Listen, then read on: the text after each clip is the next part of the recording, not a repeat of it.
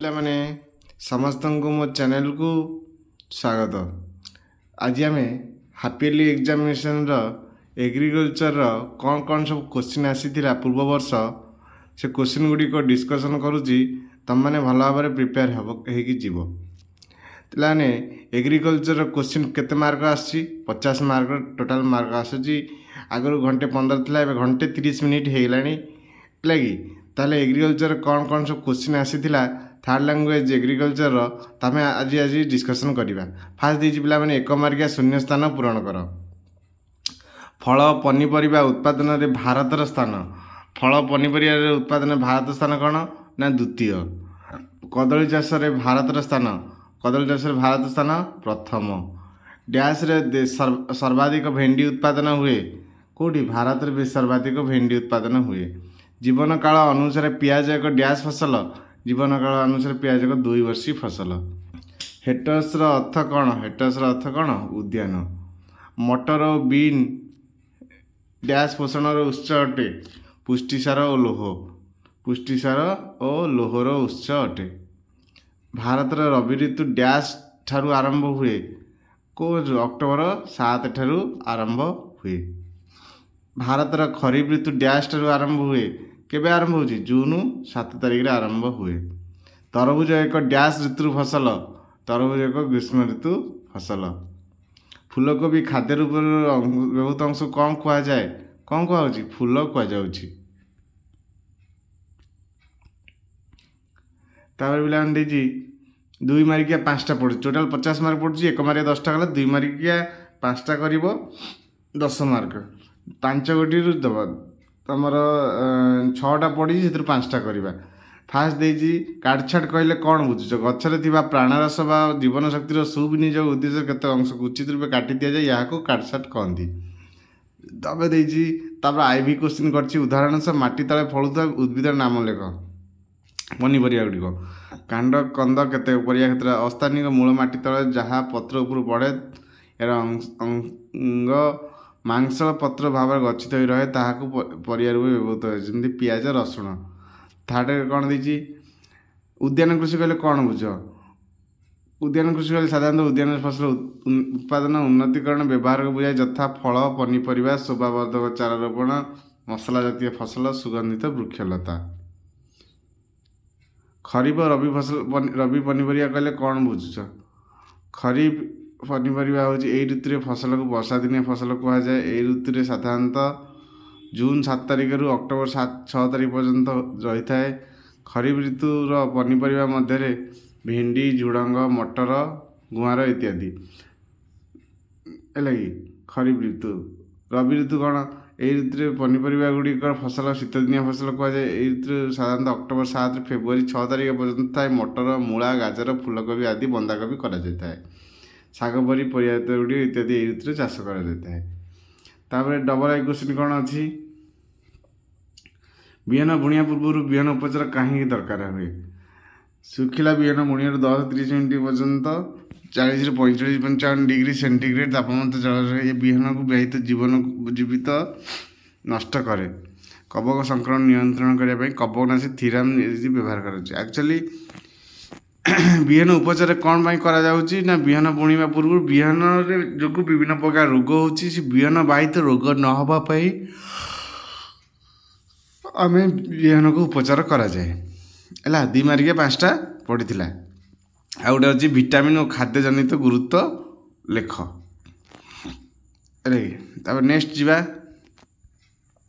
5 ମାର୍କିଆ 2ଟା ପଡ଼ିଛି। ଯେକୌଣସି 2 ଗୋଟି ପ୍ରଶ୍ନର ଉତ୍ତର ଦିଅ। ଉଦ୍ୟାନ କୃଷି କହିଲେ କୃଷି କ'ଣ? ଉଦ୍ୟାନ କୃଷିର ଗୁରୁତ୍ୱ ବର୍ଣ୍ଣନା କର। ଉଦ୍ୟାନ କୃଷି କହିଲେ ସାଧାରଣତଃ ଉଦ୍ୟାନ ଫସଲର ଉତ୍ପାଦନ ବ୍ୟବହାର ଉନ୍ନତିକରଣ ବୁଝାଏ, ଯଥା ଇଂରାଜୀରେ ହର୍ଟିକଲଚର ଶବ୍ଦଟି ଲାଟିନ ଶବ୍ଦରୁ ସୃଷ୍ଟି, ଯଥା ହେଟସ୍ ଓ କଲଚରା। ହେଟସ୍ର ଅର୍ଥ ଓ ଉଦ୍ୟାନ ଓ କଲଚର ଅର୍ଥ କୃଷି। ଗୁରୁତ୍ୱ ସାମଗ୍ରିକ କୃଷି ଉତ୍ପାଦନ ଖାଦ୍ୟର ବିଭିନ୍ନ ପ୍ରକାର ଭେଦରେ ଉଦ୍ୟାନଜାତ ଫସଲର ବିଭିନ୍ନତା ସୁଯୋଗ ଦେଇଥାଏ।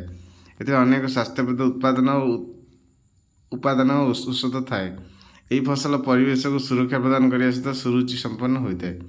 ଉଦ୍ୟାନଜାତ ଉତ୍ପାଦର ଜାତୀୟ ଆନ୍ତର୍ଜାତିକ ସ୍ତରରେ ଚାହିଦା ରହିଛି। ଏହା ବୈଦେଶିକ ମୁଦ୍ରା ଆଦାୟ କରିବାର ଏକ ଉତ୍ସ। ଏହି ଚାଷ ଦ୍ୱାରା ଅଦରକାରୀ ପତିତ ଜମି ନିକୃଷ୍ଟ ଧରଣର ମାଟିକୁ ମଧ୍ୟ ଫଳସ୍ୱରୂପ ଉପଯୋଗୀ କରାଯାଇପାରେ। ତାପରେ 2 ନମ୍ବର କ'ଣ ଆଉ କ୍ୱେଶ୍ଚିନ୍ ଅଛି, ମୃତ୍ତିକା ତଳିଘରର ଉପକାରିତା ଲେଖ। ମୃତ୍ତିକା ତଳିଘରର ଯତ୍ନ ଯୋଗୁଁ ଏହା ଛୋଟ ଓ ଖର୍ଚ୍ଚବହୁଳ ସଂକର ବିହନକୁ ନଷ୍ଟ ହ୍ରାସ କରେ। ପ୍ରତ୍ୟକ୍ଷ ବୁଣା ଫସଲ ଅପେକ୍ଷା ତଳିଘର ଶତକଡ଼ା ଅଙ୍କୁରୋଦମ ହାର ଅଧିକା। ପ୍ରାରମ୍ଭିକ ସମୟରେ ରୋଗ ପୋକ ଅନାବନା ଘାସ ନିୟନ୍ତ୍ରଣ ସହଜ ହୁଏ। ଏହା କୁଶଳୀ ଅର୍ଦ୍ଧକୁଶଳୀ ଅଣକୁଶଳୀ ମାନବ ସମ୍ବଳ ପାଇଁ ନିଯୁକ୍ତି ସୁଯୋଗ ଯୋଗାଏ। ମୁଖ୍ୟ କ୍ଷେତ୍ରରେ ଫସଲ ସମୟ ଅତି କମ୍ 1 ମାସ ହ୍ରାସ କରିବାରେ ସାହାଯ୍ୟ କରେ। ତଳିଘରର କ୍ଷେତ କ୍ଷୁଦ୍ର ଅଟେ, ତେଣୁ ଚାରାଗୁଡ଼ିକ ଖୁବ୍ ଭଲ ଭାବରେ ଏବଂ ଅଳ୍ପ ଯତ୍ନ ସହକାରେ କମ୍ ଖର୍ଚ୍ଚରେ ପରିଚାଳିତ ହୋଇପାରିବ। ଆଉ ଗୋଟେ କ'ଣ ଥିଲା 5 ନମ୍ବରିଆ କ୍ୱେଶ୍ଚିନ୍, ବିହନ ଅଙ୍କୁରୋଦମକୁ ପ୍ରଭାବିତ କରୁଥିବା କାରକ ଗୁଡ଼ିକ ଲେଖ। ବିହନର ଅଙ୍କୁରୋଦମକୁ କେଉଁ କାରକ ଯୋଗୁଁ ପ୍ରଭାବିତ କରୁଛି ସେଗୁଡ଼ିକ ଲେଖିବା ପାଇଁ କହୁଛି। ଯେକୌଣସି 5ଗୋଟି ପ୍ରଶ୍ନର ଉତ୍ତର ଦିଅ। 5ଗୋଟି ପ୍ରଶ୍ନର ଉତ୍ତର ଦିଅ। କ'ଣ ଦେଇଛି, ତଳିଘରା କ'ଣ, ଏହା କିପରି ପ୍ରସ୍ତୁତ କରାଯାଏ। ତଳିଘରା, ତଳି ଗଛ ବିଭିନ୍ନ ପ୍ରକାର ମୃତ୍ତିକା ବାହିତ ରୋଗ ସଂକ୍ରମଣ ପ୍ରବଣ କରିଥାଏ। ତଳି ପଟାଳିରେ ଜୀବାଣୁମୁକ୍ତ କରିବା ଆବଶ୍ୟକ। ଏଗୁଡ଼ିକ ଜୀବାଣୁମୁକ୍ତ କରାଇଥାଏ। ମୃତ୍ତିକା ବିଶୋଧନ 3 ପ୍ରକାରର ହୋଇଥାଏ, ଯଥା ରାସାୟନିକ, ଭୌତିକ ବିଶୋଧକ, ଜୈବ ବିଶୋଧକ। ଧୂମ ବିଶୋଧକ ରାସାୟନିକରେ କ'ଣ, ଧୂମ ବିଶୋଧକ କ୍ଲୋରୋପିକ୍ରିନ୍, ମିଥାଇଲ ବ୍ରୋମାଇଡ୍, ଭାପମ, ଫର୍ମାଲଡିହାଇଡ୍ ଇତ୍ୟାଦି ମୃତ୍ତିକା ବିଶୋଧନ ପାଇଁ ବ୍ୟବହାର କରାଯାଏ। କବକନାଶୀ ଯଥା ପାରବେଣ୍ଡାଜିମ୍, କପର ଅକ୍ସିକ୍ଲୋରାଇଡ୍ ମୃତ୍ତିକା ବାହିତ ରୋଗର କବକର ବୃଦ୍ଧିରେ ବାଧା ଦିଏ। ପୋକମରା ଔଷଧ ଯଥା କ୍ଲୋରୋପାଇରିବସ୍ ମାଟିରେ ଥିବା ପୋକକୁ ଓ ଉଇଗୁଡ଼ିକ ମାରିବା ପାଇଁ ବ୍ୟବହାର କରାଯାଏ। ଭୌତିକ ବିଶୋଧକ କ'ଣ, ତଳି ପଟାଳି ଓ ମୃତ୍ତିକାକୁ ଅଟୋକ୍ଲେଭରେ 121 ଡିଗ୍ରୀ ସେଣ୍ଟିଗ୍ରେଡ୍ 30 ମିନିଟ୍ ପର୍ଯ୍ୟନ୍ତ ରଖାଯାଏ। ଏହା ମାଟିରେ କ୍ଷୟକାରୀ ଅଣୁଜୀବକୁ ମାରିଦିଏ। ହେଲା କି। ତାପରେ କ'ଣ ଦେଇଛି ଆଉ କ୍ୱେଶ୍ଚିନ୍, ମୃତ୍ତିକା ବିଶୋଧନ କଲା। ତଳିଘରା କ'ଣ, ଏହା କିପରି ପ୍ରସ୍ତୁତ କରେ। ମୃତ୍ତିକା ବିଶୋଧନ ସମ୍ବନ୍ଧରେ ଲେଖ। ବିହନର ମାନ ଗୁଣ ବର୍ଣ୍ଣନା କର।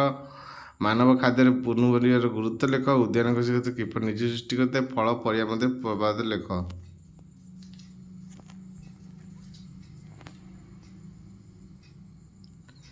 ତଳିଘରା ଏକ ଛୋଟ କ୍ଷେତ୍ର ଯେଉଁଠାରେ ଆବଶ୍ୟକ ମୃତ୍ତିକା ପରିବେଶଗତ ସ୍ଥିତି ଯଥା ଅଙ୍କୁରୋଦମ ମାଧ୍ୟମ, ଉଦ୍ଭିଦ ପୋଷଣ, ଜଳ ଏହିସବୁ ସୁବିଧା ଥାଏ। ଏହା 15ରୁ 20 ସେଣ୍ଟିମିଟର ଉଚ୍ଚ ହେବା ଦରକାର। 45ରୁ 120 ସେଣ୍ଟିମିଟର ଲମ୍ବ, 3ରୁ 5 ଫିଟ୍ ମଧ୍ୟରେ ହେବା ଦରକାର।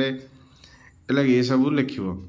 ଉଦ୍ୟାନ କୃଷି ବିଭିନ୍ନ ଧରଣର ପ୍ରତ୍ୟକ୍ଷ ପରୋକ୍ଷ ନିଯୁକ୍ତି ସୁଯୋଗ ରହିଛି, ଯେମିତି ଚାରା ଉଦ୍ୟାନ ପରିଚାଳକ, ଘାସ ପରିଚାଳନା, ଫସଲ ଉତ୍ପାଦନ, ଶିକ୍ଷା, ଶିଳ୍ପ ସମ୍ବନ୍ଧୀୟ ପରିଚାଳନା।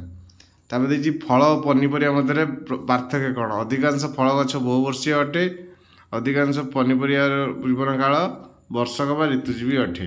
ଫଳ ଗଛ ସାଧାରଣତଃ କାଠୁଆ ଟାଣ ହୋଇଥାଏ। ପରିବା ଗଛ ସାଧାରଣତଃ ଶାକୀୟ ରସାଳ ନରମ ହୋଇଥାଏ। ଫଳ ଗଛ ବୃଦ୍ଧି ପାଇଁ ତଥା ଅନାବଶ୍ୟକ ଫଳ ଡାଳପତ୍ର କଟାକଟି ପାଇଁ ସ୍ୱତନ୍ତ୍ର ଆବଶ୍ୟକ। ଅଧିକାଂଶ ପରିବା ରାନ୍ଧିଲା ପରେ ଖିଆଯାଏ। ବ୍ୟବସାୟିକ ଭିତ୍ତିରେ ଫଳ ଗଛର ବଂଶ ବିସ୍ତାର ଅଜୈବିକ ପଦ୍ଧତି କରାଯାଏ। ବ୍ୟବସାୟିକ ଭିତ୍ତିରେ ଏଗୁଡ଼ିକ ବିସ୍ତାର ଜୈବିକ ପଦ୍ଧତି କରାଯାଏ। ତାପରେ ଦେଇଛି ମାନବ ଖାଦ୍ୟରେ କ୍ୱେଶ୍ଚିନ୍ କ'ଣ ଦେଇଛି ଦେଖିବା। ମାନବ ଖାଦ୍ୟରେ ପନିପରିବାର ଗୁରୁତ୍ୱ ଲେଖ। ମାନବ ଖାଦ୍ୟରେ ପନିପରିବାର କ'ଣ ଗୁରୁତ୍ୱ ରହୁଛି। ମାନବ ଖାଦ୍ୟ ଏକ ପ୍ରଧାନ ଉତ୍ପାଦନ ହେଉଛି ପନିପରିବା। ତାହା ବିଭିନ୍ନ ପ୍ରକାର ଜୀବନିକା, ଧାତୁସାର, କ୍ୟାଲସିୟମ, ଫସ୍ଫରସ୍, ଲୌହ, ଧାତୁସାର, ପୁଷ୍ଟିସାର ଆଦି ପ୍ରାକୃତିକ ଉତ୍ସ ଅଟେ। ଶରୀରର ବୃଦ୍ଧି ଏବଂ ରୋଗ ପ୍ରତିରୋଧକ ଶକ୍ତି ସୃଷ୍ଟି କରିବା ପାଇଁ ପନିପରିବା ଆମ ପାଇଁ ଆବଶ୍ୟକ ଅଟେ। ଏହା ବିଶେଷ କହିଛନ୍ତି ଏହା ଖାଦ୍ୟର ମୁଖ ରୁଚି ବୃଦ୍ଧି କରେ, ଆମିଷ ଭକ୍ଷଣତାରେ ହେଉଥିବା ଅମ୍ଳତାକୁ ଦୂର କରେ ଓ କୋଷ୍ଠକାଠିନ୍ୟ ଦୂର କରେ। ହେଲା କି ପିଲାମାନେ, ତାହେଲେ ଯାହା ଯାହା କ୍ୱେଶ୍ଚିନ୍ ସବୁ ଆସିଥିଲା ମୁଁ ଡିସ୍କସନ୍ କରିଛି, ଯେମିତି ଆଉଥରେ ତୁମେ ଲେଖିଦିଅ। ତଳିଘରା କ'ଣ, ଏହା କିପରି ପ୍ରସ୍ତୁତ କରାଯାଏ। ମୃତ୍ତିକା ବିଶୋଧନ ସମ୍ବନ୍ଧରେ ଲେଖ। ବିହନର ମାନ ବା ଗୁଣ ବର୍ଣ୍ଣନା କର। ମାନବ ଖାଦ୍ୟରେ ପନିପରିବା ଗୁରୁତ୍ୱ ଲେଖ। ଉଦ୍ୟାନ କୃଷି କ୍ଷେତ୍ର କିପରି ନିଯୁକ୍ତି ସୃଷ୍ଟି ହୋଇଯାଇଥାଏ। ଫଳ ପରିବା ମଧ୍ୟରେ ପ୍ରଭେଦ ଲେଖ। ତାପରେ ଦେଇଛି 5 ମାର୍କିଆ 2ଟା। ଉଦ୍ୟାନ କୃଷି କ'ଣ, ଉଦ୍ୟାନ କୃଷି ଗୁରୁତ୍ୱ ବର୍ଣ୍ଣନା କର। ମୃତ୍ତିକା ତଳିଘର ଉପକାରିତା ଲେଖ। ବିହନ ଅଙ୍କୁରକୁ ପ୍ରଭାବିତ କରୁଥିବା କାରକ ଗୁଡ଼ିକ ଲେଖ। ତାପରେ ଦେଇଛି 5ଗୋଟି ପ୍ରଶ୍ନର ଉତ୍ତର ଦିଅ। କାଣ୍ଟଛାଡ଼ କହିଲେ କ'ଣ ବୁଝ। ବିହନ ବୁଣିବା ପୂର୍ବରୁ ବିହନ ଉପଚାର କାହିଁକି କରାଯାଏ। ଉଦ୍ୟାନ କୃଷି କହିଲେ କ'ଣ ବୁଝ। ଉଦାହରଣ ସହ ମାଟି ତଳେ ଫଳୁଥିବା ବିଭିନ୍ନ ପନିପରିବା ନାମ ଲେଖ। खरीफ रबी पनीपरिया कहले कौन बुझ विटामिन खाद्य जनित गुरुत्व लेख आउ 1 मारिक 10टा आसला। थैंक यू समस्त को मो चैनल को सब्सक्राइब कर जो चैनल जो मैंने देखुन समस्त को धन्यवाद। Thank you.